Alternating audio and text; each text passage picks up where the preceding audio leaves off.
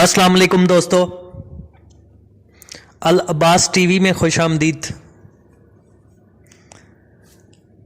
دوستو، کل ایک ویڈیو میں بات کی تھی رزق میں برکت اور اضافے کی کا باعث بننے والی چند اہم باتیں۔ آج ان میں سے مزید کچھ باتیں، کچھ احادیث، کچھ فرامین بیان کیے جائیں گے۔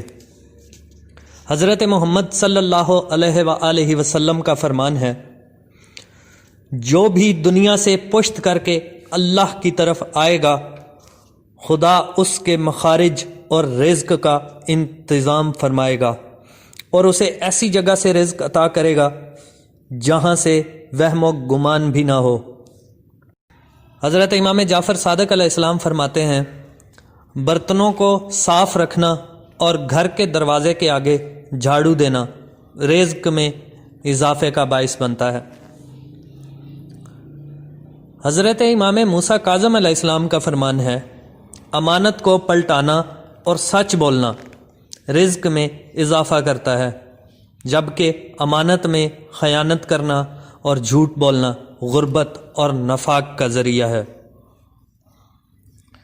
ایک اور حدیث نبوی ہے، حضرت محمد صلی اللہ علیہ وآلہ وسلم نے فرمایا،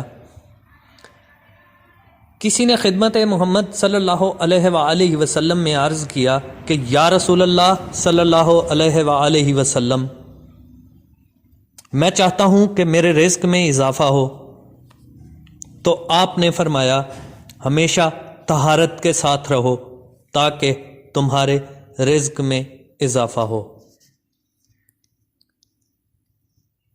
سب سے پہلی حدیث میں فرمایا گیا تھا کہ جو شخص بھی دنیا سے پشت کر کے اللہ کی طرف آئے گا، اس کے رزق کا انتظام اللہ فرمائے گا، یعنی تقوی اختیار کریں۔